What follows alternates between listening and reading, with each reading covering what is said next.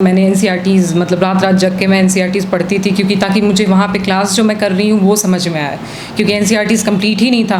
मैंने 12th तक NCERT पढ़ी। प्रीलिम्स और मेंस की जो तैयारी है वो एक साथ कीजिए आप। मेंस के लिए आपको जो है आंसर राइटिंग करने की ज़रूरत है, बार बार आंसर राइटिंग कीजिए। चिपका के रखे थे मुझे, क्योंकि मुझे भगवान जी पे बहुत आस्था है, तो मैंने ये हैं बहुत सारे भगवान। और यहाँ पे आते हैं हम तो देखते हैं कि यहाँ पे जो है वो बहुत सारे बुक्स हैं, ये मेंशन किया ताकि मैं बिहार से रिलेटेड क्वेश्चन में ये कोट कर सकूँ। और मैंने ये जो है डायग्राम बनाया, साथ में मैंने चाइल्ड सेक्स रेशियो के बारे में भी लिखा। हेलो एवरीवन, वेलकम टू स्टूडेंटो। सो अभी हमारे साथ हैं सुचित्रा मैम, जो कि अभी हाल ही में जो बिहार पीसीएस का रिजल्ट आया था उसमें 65 रैंक के साथ डीएसपी के पोस्ट पर सिलेक्ट हुए हैं। और मैम महिलाओं में फर्स्ट रैंक आई है, तो इसके बारे में आज हम मैम से बात करेंगे, उनकी जर्नी जानेंगे कि उनकी जर्नी किस तरीके से रही, उन्होंने क्या स्ट्रेटजी बनाई, क्योंकि मैम ने फर्स्ट अटैम्प्ट में एग्जाम को क्लियर किया है। साथ में मैम यूपीएससी के लिए भी प्रिपेयर कर रहे हैं। तो ये सब हम इस वीडियो में डिटेल में बात करेंगे। अभी तक आपने चैनल को सब्सक्राइब नहीं किया तो चैनल को सब्सक्राइब कर लीजिए, इस वीडियो को लाइक करें। एंड आपके जो भी क्वेरीज होते हैं आप हमें इंस्टाग्राम एंड फेसबुक पर मैसेज कर सकते हैं।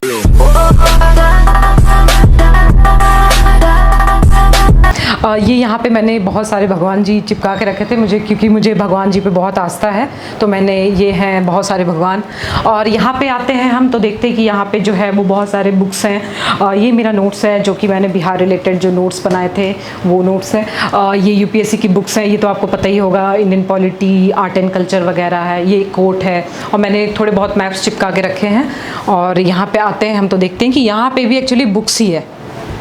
ये जैसे देखिए मैंने जो है सेंसस 2011 के बारे में जो है वो पॉइंट्स बनाए थे। एक्चुअली ये नोट्स है मेरा, जिसमें कि डिकेडल ग्रोथ रेट जैसे मैंने मेंशन किया इंडिया का, तो मैंने हाईएस्ट डिकेडल ग्रोथ रेट जो है बिहार के बारे में वो भी मेंशन किया ताकि मैं बिहार से रिलेटेड क्वेश्चन में ये कोट कर सकूं। और मैंने ये जो है डायग्राम बनाया, साथ में मैंने चाइल्ड सेक्स रेशियो के बारे में भी लिखा। और साथ में मैंने फैमिली प्लानिंग जो है वो किस तरह की हिस्ट्री रही है इंडिया में, या फिर जो गुड न्यूज़ क्या है, क्या किस तरह का डिकेडल ग्रोथ रेट हो रहा है, या जो ईएजी स्टेट्स हैं उनके बारे में मैं क्या मेंशन कर सकती थी, उनके बारे में बताया। एंड फाइनली मैंने अभी जो है रीपोजिशनिंग ऑफ फैमिली प्लानिंग के बारे में बताया। और क्या हो सकते हैं 3 ड्राइवर्स ऑफ पॉपुलेशन ग्रोथ के बारे में बताया कि कैसे पॉपुलेशन मोमेंटम के बारे में, या फिर अनमेट नीड क्या है इंडिया की, या हाई डिजायर्ड फर्टिलिटी क्या है उसके बारे में अभी क्या चल रहा है, इन सब चीज़ों के बारे में लिखा। और साथ में मैंने जो है एक साथ में सेंसस के नोट के साथ मैंने मेल न्यूट्रिशन को भी ऐड किया, जिसमें कि मैंने एक मैप बनाया जिसके थ्रू मैंने मेंशन किया कि कहाँ कहाँ पे जो है मेल न्यूट्रिशन है और किस तरह मेल न्यूट्रिशन के कारण सेक्स रेशियो कितना खराब है। दोस्तों आगे वीडियो शुरू करने से पहले मैं आपको एक नॉलेज ऐप के बारे में बता दूं, जिसको सिलेक्टेड ऑफिसर्स एंड आई10 के द्वारा तैयार किया गया। तो हम इस ऐप को ओपन करते हैं तो कुछ इस तरीके का दिखाई देता है। सबसे पहले आपको करंट अफेयर्स मिलेगा, इसमें आपको पूरे साल का करंट अफेयर्स मिल जाएगा और डेली भी करंट अफेयर्स अपडेट होता है। तो इन्वायरमेंट का अगर मैं आपको करंट अफेयर्स दिखाऊं तो कुछ इस तरीके से, जैसे आप अक्टूबर का करंट अफेयर्स देखें तो फ्लैश कार्ड का यूज़ करते हुए इन्होंने करंट अफेयर्स को दिखाया है, साथ में इमेजेस को भी प्रॉपर यूज़ किया हुआ है। आगे हम चलें तो आप देख पा रहे हो आगे जनरल स्टडीज़ के सारे टॉपिक्स सब्जेक्ट को कवर किया गया। अगर हम हिस्ट्री को देखें तो हिस्ट्री में भी आप देख पा रहे होगे, जैसे कि अगर मैं पहले टॉपिक को देखूँ, इसमें सबसे पहले आपको ये बताया गया कि नंबर ऑफ क्वेश्चंस कितने पूछे जाते हैं। अब मैं ये टॉपिक को खोल कर दिखाता हूँ आपको, तो कुछ इस तरीके से आपको फ्लैश कार्ड का यूज़ करते हुए सारे आपके टॉपिक को कवर किया गया हो। तो इसमें भी आप देख पा रहे होगे नीचे तक। ओके, सो अब आगे हम देख पा रहे होंगे सीसैट भी आपको इसमें सारा कवर इस तरीके से मिल जाएगा। प्रीवियस ईयर के आपको क्वेश्चंस पेपर भी मिल जाएंगे, साथ में प्रैक्टिस क्वेश्चंस पेपर भी मिल जाएंगे। अगर मैं आपको हिस्ट्री का क्वेश्चंस पेपर दिखाऊं तो कुछ इस तरीके से आप देखो, तो जैसे कि ये क्वेश्चंस पेपर मैंने ऑलरेडी डन कर दिया था। तो इस तरीके से ये क्वेश्चंस है, तो इसमें मान लो मैंने ये टिक किया तो कुछ इस तरीके से लाइट जल जाती है और आपका सॉल्यूशन भी यहाँ पे मिल जाता है। तो इस तरीके से इसमें दिया है। लास्ट में आपका द कॉन्स्टिट्यूशन दिया हुआ है। द कॉन्स्टिट्यूशन में आपको सारे कॉन्स्टिट्यूशन को कवर किया गया है। दोस्तों इसमें एक और जो मेन फीचर है, इसमें डार्क का भी फीचर है। जैसे कि बहुत सारे स्टूडेंट्स की आदत नहीं होती है लाइट में पढ़ने की, तो डार्क का यूज़ करते हैं। जैसे कि अगर मैं पॉलिटी में जाकर दिखाऊँ तो कुछ इस तरीके से आपको डार्क में भी दिखाई देगा। तो आप देख पा रहे होगे फ्लैश कार्ड के रूप में इसमें सारी इन्फॉर्मेशन को कवर किया गया। तो गाइज जो इनके ऐप का लिंक है वो वीडियो के डिस्क्रिप्शन में आप जाकर डाउनलोड कर सकते हो। काफ़ी अच्छा फीचर है इसमें, जिसको यूज़ करके आप अपनी स्टडी में काफ़ी हेल्प कर सकते हो। सबसे पहले आप अपना नाम और आपका एजुकेशन बैकग्राउंड बताइए। जी, मेरा नाम सुचित्रा कुमारी है और मैंने ग्रेजुएशन किया है। मैंने एक्चुअली इंजीनियरिंग किया है और मैं एक ग्रामीण क्षेत्र से बिलोंग करती हूँ। मैंने 10th तक की पढ़ाई इंदिरा गांधी रेजिडेंशियल स्कूल से किया है। ओके, सो मैम आपने कब से प्रिपरेशन स्टार्ट किया था यूपीएससी या फिर बीपीएससी? जी मैंने 2017 से पढ़ाई स्टार्ट की है यूपीएससी की।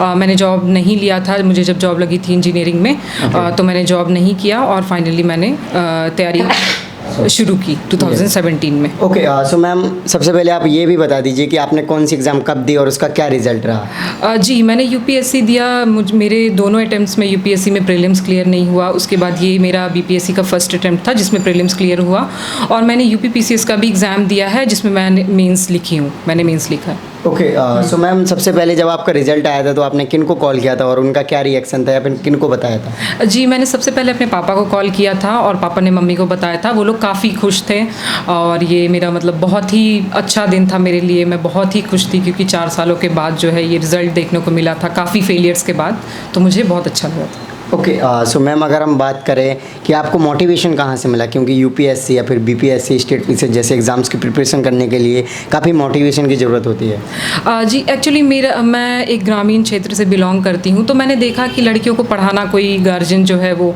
चाहते नहीं है, जो पेरेंट्स हैं वो अलाउ नहीं करते लड़कियों को बाहर जाना बहुत ज़्यादा।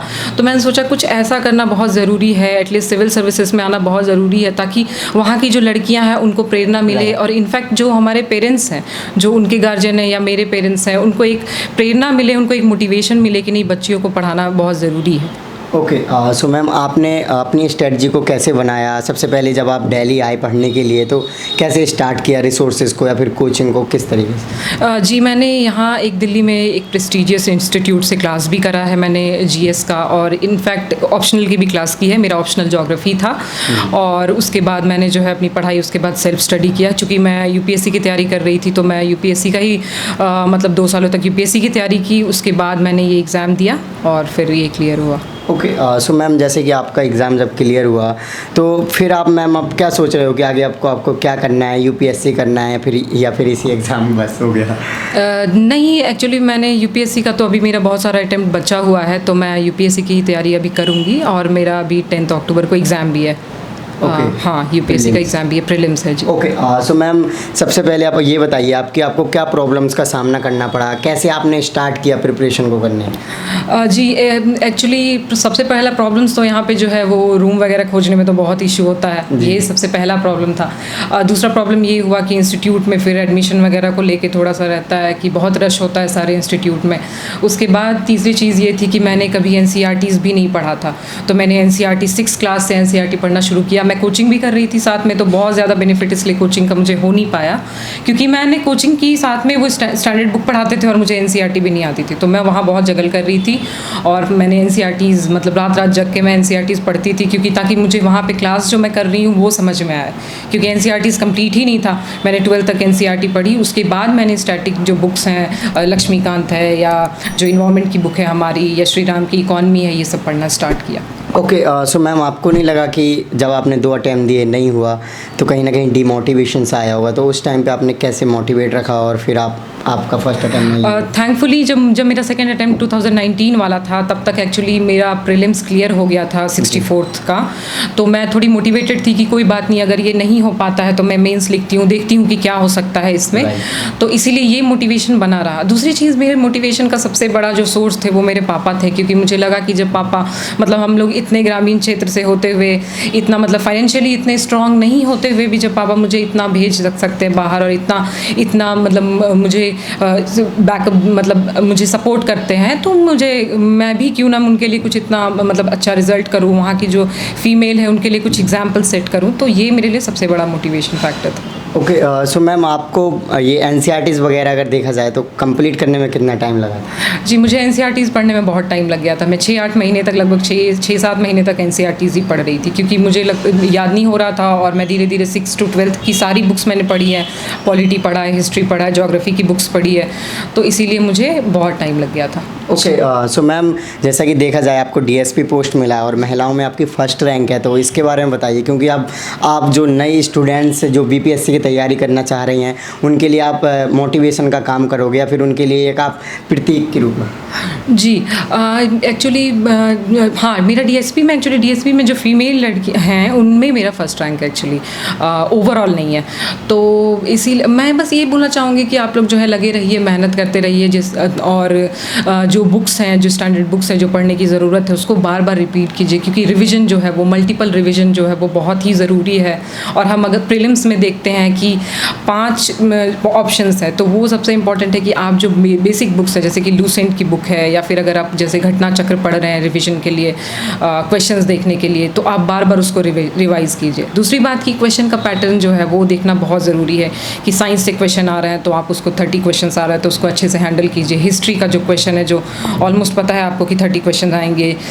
जनरल अवेयरनेस जो है, उससे आपको पता है कि क्वेश्चन जो है वो 30 क्वेश्चन आएंगे, तो उसको हैंडल कीजिए। मतलब ऑलमोस्ट 90 क्वेश्चन जो है आपको पता होता है कि किस एरिया से आ रहे हैं, तो उन एरियाज़ को जो स्ट्रॉन्ग कर सकते हो आप, उसको मल्टीपल रिविजन के थ्रू स्ट्रॉन्ग कीजिए।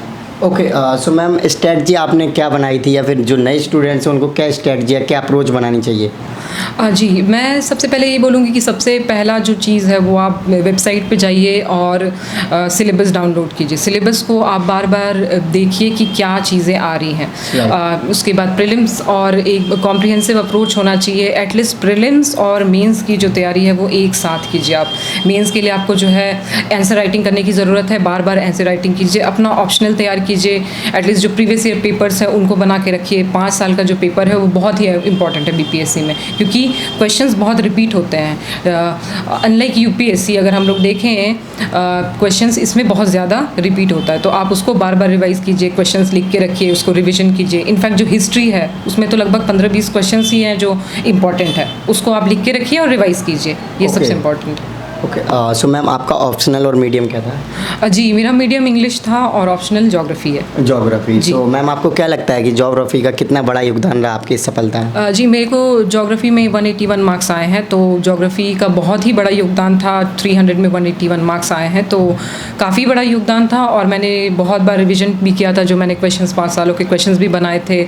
मैंने नोट्स बना के रखा था ज्योग्राफी का, जो कि बहुत ही इम्पॉर्टेंट रहा। ओके, सो मैम आपने क्या टाइम टेबल आप फॉलो करते थे अपनी स्टडी को कंटिन्यू? जी, मैं मॉर्निंग सुबह में उठती हूँ, मैं 6-7 बजे तक उठ जाती हूँ, और उसके बाद मैं अपना वही 7-8 घंटे की पढ़ाई मैं करती हूँ। 6 से 8 घंटे की पढ़ाई, 2-2 घंटे का स्लॉट रखती हूँ, जिसमें कि 3 से 4 स्लॉट में रखती हूँ 2-2 घंटे का, उसमें मैं अपनी पढ़ाई कंप्लीट करती हूँ।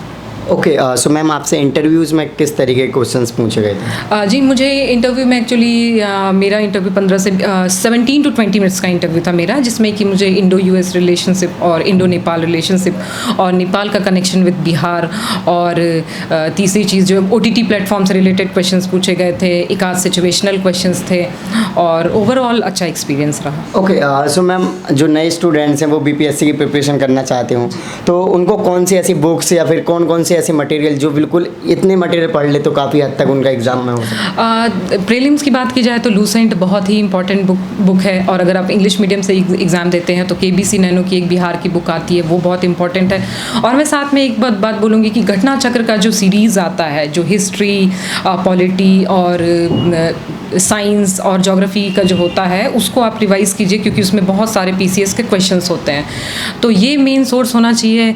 और साइंस के लिए तो आप लूसेंट ही पढ़ सकते हैं, ये मेन सोर्स होना चाहिए प्रीलिम्स के लिए, और मल्टीपल रिवीजन चाहिए आपको। मेंस की बात की जाए तो आप किसी कोचिंग से इंस्टीट्यूट का आप नोट्स ले सकते हैं, और उसमें आपको क्या करना पड़ेगा कि अपना जो है नोट्स बनाने पड़ेंगे। मतलब उन्होंने अगर जुडिशियल एक्टिविज़म पे अगर नोट्स बना के अगर आपको दिया है, तो आप अपने तरीके से गूगल सर्च कीजिए, गूगल पे देखिए, और उससे रिलेटेड, या फिर लक्ष्मीकांत में जो आपका जो क्वेश्चन उससे रिलेटेड जो टॉपिक दिया हुआ है, उससे पॉइंट्स छाट के आप वो नोट्स में लिख सकते हैं। अदरवाइज़ अगर आप चाहते हैं अपना खुद का नोट्स बनाना, तो आप जो है अलग से भी नोट्स बनाया जा सकता है, कोई दिक्कत नहीं है इसमें कि जुडिशियल एक्टिविज़म, जुडिशियल रिव्यू से रिलेटेड है, या फिर इकोनॉमी का कोई टॉपिक है, तो आप खुद से नोट्स बना लीजिए, वो भी काफ़ी काम करता है। लेकिन हाँ, एक बात बोलूँगी कि कोचिंग का मार्गदर्शन बहुत ज़रूरी होता है।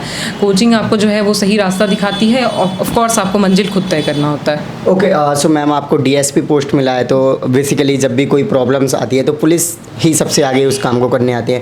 तो मैम आप क्या ऐसा डेवलपमेंट का काम, या फिर आप किन किन ज़्यादा मतलब क्षेत्रों में फोकस करोगे कि इधर ये करप्शन हटना चाहिए या फिर इधर ये डेवलपमेंट होना चाहिए? जी, जो लोग मार्जिनलाइज्ड हैं, जैसे कि बच्चे, बूढ़े या फिर ऐसे जो महिलाएं हैं जो कि मार्जिनलाइज्ड हैं, उनके लिए मैं सबसे पहले काम करना चाहूँगी। और पुलिस का काम है लॉ एंड ऑर्डर को संभालना, तो ये चीज़ जो है वो मतलब जो जहाँ पे भी मेरी पोस्टिंग रहेगी वहाँ पे शांति व्यवस्था कायम हो सके, इसके लिए मैं काम करूँगी। ओके, सो मैम, जो नए स्टूडेंट्स होंगे वो प्रिपरेशन करना चाहते हैं तो उनके लिए आपका क्या मैसेज रहेगा? सबसे बड़ा मैसेज है कि 2 पॉइंट पे आप काम कीजिए। एक तो आप परसेवरेंस बनाए रखिए और दूसरा मोटिवेटेड रहिए। और आप मोटिवेटेड इस तरह से रह सकते हैं कि आप अगर डेली टारगेट्स, अगर आप दिन में सुबह में आप कुछ टारगेट बना रहे हैं, आपका डेली टारगेट कंप्लीट हो रहा है, तो आप जो है रात को मतलब आपको एक खुशी मिलती है कि नहीं, मैंने जो है वो अचीव किया टारगेट, और अगले दिन का मोटिवेशन भी आपको इसी से मिलेगा। तो अपना रूटीन फॉलो कीजिए और परसेवरेंस बनाए रखिए। Okay, so thank you so much ma'am for your lovely message. So guys, देखा मैम ने अपनी प्रिपरेशन के बारे में आपको डिटेल में बताया, साथ में उन्होंने बताया कि आपको कैसे प्रिपरेशन करनी चाहिए, बुक्स वगैरह भी बताएं कि आप उनको पढ़कर अपने एग्जाम में सफलता पा सकते हो। सो आई होप कि आपको ये वीडियो अच्छी लगी होगी, तो इस वीडियो को लाइक करें। अभी तक आपने चैनल को सब्सक्राइब नहीं किया तो चैनल को सब्सक्राइब कर लीजिए। एंड आपके जो भी क्वायरीज होते हैं आप हमें इंस्टाग्राम एंड फेसबुक पर मैसेज कर सकते हैं। इन सभी के लिंक वीडियो के डिस्क्रिप्शन में। जय हिंद।